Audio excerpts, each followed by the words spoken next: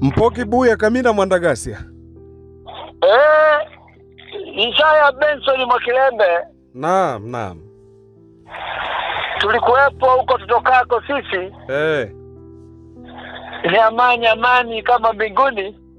Lakini amani hiyo iko mbinguni peke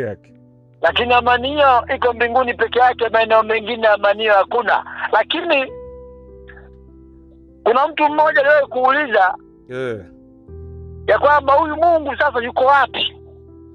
Tukiachana na Mungu yuko wapi? Kwani wazalendo wako wapi? Wazalendo hivi ninavyozungumza wapo ndani ya mji wa Goma. Wako maeneo mengi. Wapo kule Kamanyola wapo. Kalemi kule wapo. Uvila huku wapo. Baraka wapo. Uje Goma huku wapo. Ituri huku wapo. Tanganyika wapo. Beni kule wapo. Kwa wazalendo wako maeneo mengi wanajaribu kulinda nchi yao. Usije kuwa chini ya wahuni. Kwa nini nimeanza na neno kwamba mtu mmoja aliuliza Mungu yuko wapi? Huyo mtu bwana alipouliza swali alikuja akajibiwa. Akaambiwa kwamba Mungu alikuwako huko alikokuwako na huko alikokuwako yeye hakuna mkao kwa ajili ya binadamu. Sasa niseme wazi kabisa kwamba nakumbuka kauli ya ndugu yetu Etoka aliyesema ya kwamba mambo ya Kongo tumwachie Mwenyezi Mungu. Lakini mimi Mpoki Buya Kamina Mwandagasia na Isaya Benson Mwakilembe na wazalendo wote ndani ya Kongo tunasema wazi kabisa kwamba hatuwezi kumwachia Mwenyezi Mungu.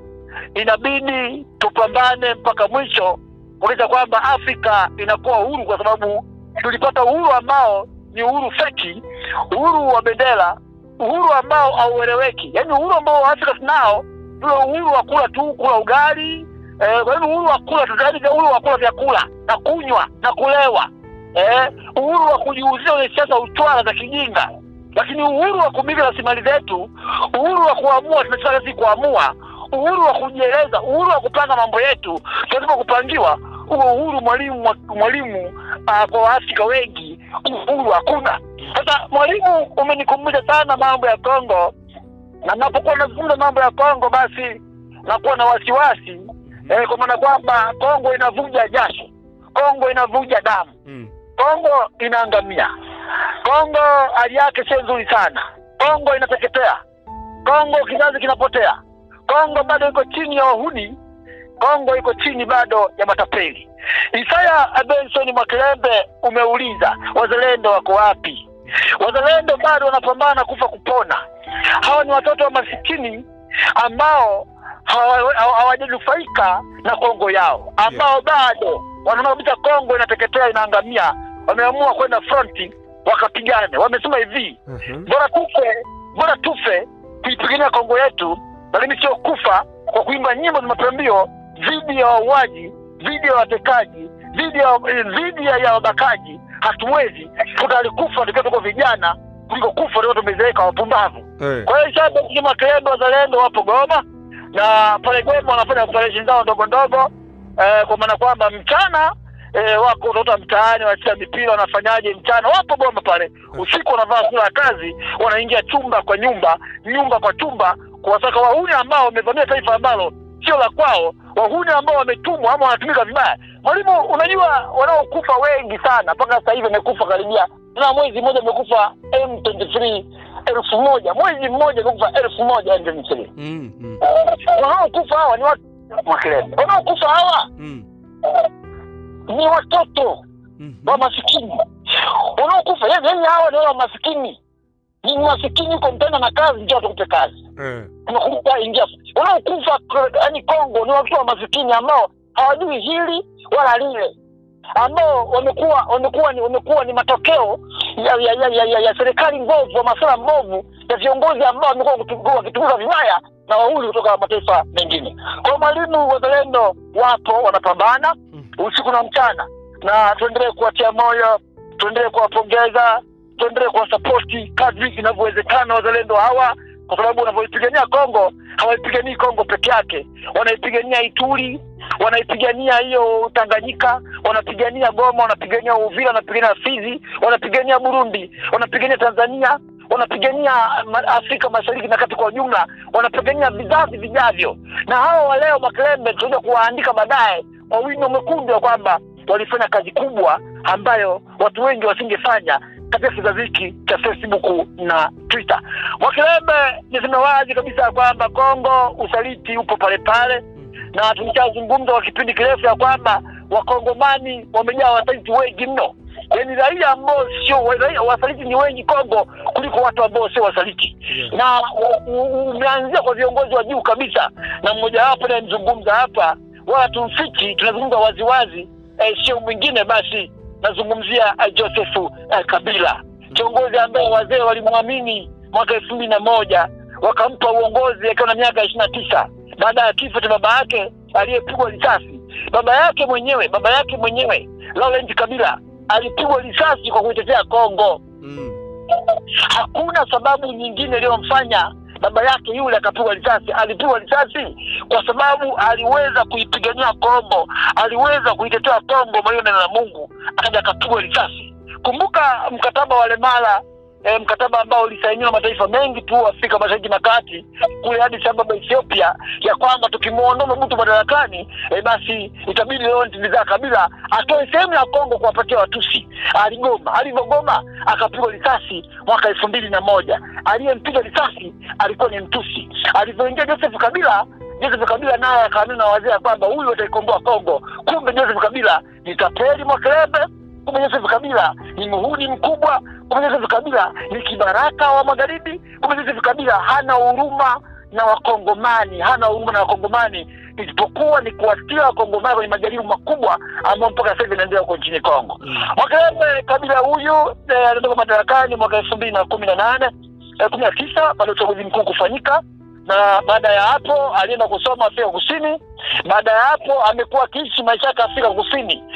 Na mwisho wa siku mwanzoni kabisa utakumbuka baada tu ya M23 kuvamia Goma, utakumbuka kwamba kuliibuka maandamano makubwa sana ndani ya Afrika Kusini, na maandamano haya ni ya vijana wengi ambao ni Gen Z wa Kongo.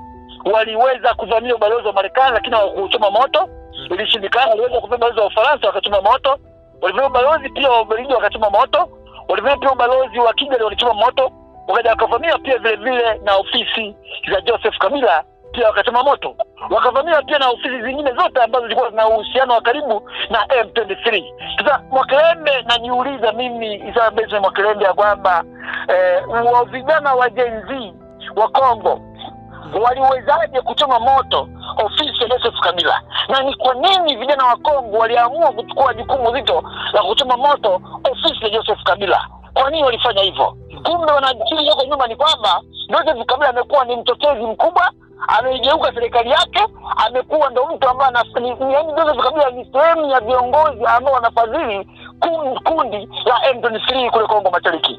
Maana yake ni kwamba mauaji yote ambayo yametokea Kongo Mashariki Joseph Kabila anahusika. Ubakaji anahusika Joseph Kabila, uwizi, uporaji Joseph Kabila anahusika kwa asilimia kubwa na viongozi wa M23. Kwa nini inakuwa hivi? Mwalimu wa neno la Mungu ifahamike tu kwamba historia huwa wadanganyi, na historia ndo mwalimu bora wa wakati wote, siku zote. Na ukisema historia, muda pia ni mwalimu bora wa wakati wote, siku zote. Isaya Benson Makelebe, utakumbuka mwaka 2018 Joseph Kabila kipindi madarakani alitaka mkabidhi nchi kiongozi kutoka amemwandaa yeye aliyefahamika kama Emmanuel Ramadhani Shadari. Shadari huyu ndio aliyefanya kazi kubwa sana ya kwenda pia kule upande wa Kongo Mashariki kwenda kuhamasisha M23 wasonge mbele na kuwapelekea mpaka pesa. Kumbe Joseph Kabila amekuwa akiwalipa M23 milioni $1 za Kimarekani kila mwezi ili kufadhili machafuko, ili Kongo iweze kumegwa katika vipande. Kongo iweze kumegwa katika vipande amewe chini ya wageni wengine ambao sio Wakongomani. Makelebe, wiki iliyopita tulisikia kwamba kiongozi huyu Joseph Kabila ambaye kama madarakani miaka 16 alichokifanya Kongo akieleweki, zaidi ya uwizi mtupu, utapeli mtupu, zaidi ya kutapanya mali ovyo, zaidi ya kukabidhi nchi kwa wahuni. Hakuna kitu ambacho alikifanya Joseph Kabila na Kongo kwa miaka 16 isipokuwa ni uwizi mtupu na kujilimbikizia mali. Kwa hiyo sasa Benson Mwakelebe tulishuhudia Kabila tangu mwaka 2023 amekuwa akiishi upande wa Afrika Kusini. Lakini alipanda ndege kutoka Afrika Kusini mpaka Kigali, kutoka Kigali mpaka Goma. Mwakelebe tunajiuliza, rais kwani asingeenda Kinshasa? Kwani ameenda Kigali? Na leo pia kuna kuishia Kigali, ameenda mpaka Goma. Ni wazi kwamba Joseph Kabila anaunga mkono mauaji, anaunga mkono makundi ya waasi ambao yanasababisha vifo, ubakaji, uwizi, uporaji Kongo Mashariki. Anahusika Joseph Kabila. Na hata kwa bahati mbaya sana alivyoenda pale Goma kukaa sana. Kwa sababu Goma ukikaa masaa 24 umeshakula chumba. Wazalendo wako ndani ya Goma. Yaani ukiingia pale kienyeji kindezi umekula chumba. Na ifahamike tu Mwakelebe ya kwamba alishaondoka Kigali, nasikia sijui yuko Afrika Kusini, lakini fahamu tu kwamba serikali ya Kongo imechukua hatua 2-3. Na moja hatua ambayo imechukua serikali ya Kongo ni kwamba chama ambacho kipo chini ya Joseph Kabila, kiongozi huyu ambaye aliongoza Kongo miaka 16 lakini alileta Kongo katika umaskini mkubwa, cha PPRD. PPRD chama hicho kimefutwa rasmi ndani ya Kongo.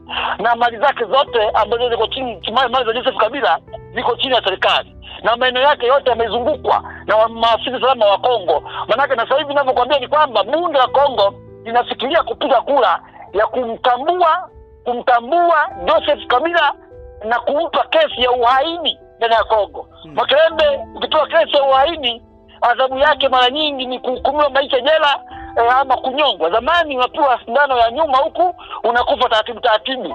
Sasa ifahamike kwamba Joseph Kabila ameshatangazwa kwamba yeye ni adui namba 1 wa serikali ya Kongo toka hivi ninavyozungumza.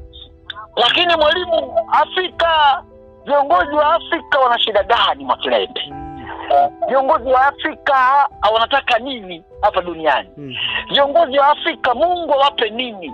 Umekuwa kiongozi miaka 16, umeiba vya kutosha, umechota vya kutosha. Mungu akupe nini? Yaani viongozi wa Afrika wanataka nini katika huu ulimwengu zaidi ya kupumzika? Nini wanataka? Mwakelebe ndio maana turudi nyuma kidogo katika yasema kwamba adui wa Mwafrika kwa sasa ni Mwafrika mwenyewe ambaye ameamua kuungana na wahuni wengine ili kumuumiza Mwafrika mwenzake. Inaingia akilini kwamba Mwafrika anashirikiana na Mwafrika mwenzake, Mwafrika ambaye anashirikiana na wazungu ili kuwakandamiza, ili kuwaumiza, ili kuwamaliza Waafrika wenzao kwa sababu ya kitu kidogo, pesa, makaratasi. Hasara ni roho, wamesema Waswahili. Mwalimu na Mungu, hiyo ndio Kongo. Kongo ni Kinshasa. Na kwa bahati mbaya sana Mwakelebe, Kongo rais wa kwanza atakufa. Utabiri ambao ulifanyika mwaka 1972 ya kwamba rais wa kwanza wa Kongo atakufa, na atakuwa ni mzalendo mno, Patrice Emery Lumumba. Rais wa pili wa Kongo pia atakufa, atakuwa ni mzalendo mno, namzungumzia Laurent Desire Kabila. Rais wa tatu atakufa, ambaye huyu ni kibaraka sasa, Joseph Kabila. Asipokuwa makini, muda wake ni mfupi mno, asipokuwa makini na atakufa. Sasa hivi yuko madarakani. Rais ambaye sasa hivi yuko madarakani nani? Anaitwa Felix, rais wa 5, na atakufa. Inasemekana kwamba rais wa sita atatokea huko Kongo Mashariki. Huyu ndo atakayeleta mabadiliko ndani ya Kongo. Viongozi wote wa sasa hivi unaowaona wote hawa, uwezo mkubwa wa kuwa marais ama kushika madarakani ni mkubwa kuliko kawaida. Mwakelebe ya Kongo yanaumiza, ya Kongo yanasikitisha, lakini tuombe wote ambao wameamua kusimama kidete dhidi ya nchi yao, dhidi ya maadui wa taifa. Na pia vile tushazungumza, lakini tuseme asante wote ambao wamekuwa nasi, kwa sababu tumeshapata mawasiliano moja kwa moja ya ndugu zetu kule Kongo Mashariki. Nazungumzia wazalendo, kwa tuende kuwashukuru, lakini pia wasichoke. Kuna ule wimbo kwamba vijana msilale lale, unakumbuka wewe mwalimu? Bado hapa. Unakumbuka huo wimbo? Sio wewe unakumbuka? Naukumbuka ndio. Vijana msilale lale, vijana msilale bado mapambano. Uko vizuri mwalimu, uko vizuri sana. Mwakelenda, asante bwana. Haya, nakushukuru bwana. Haya.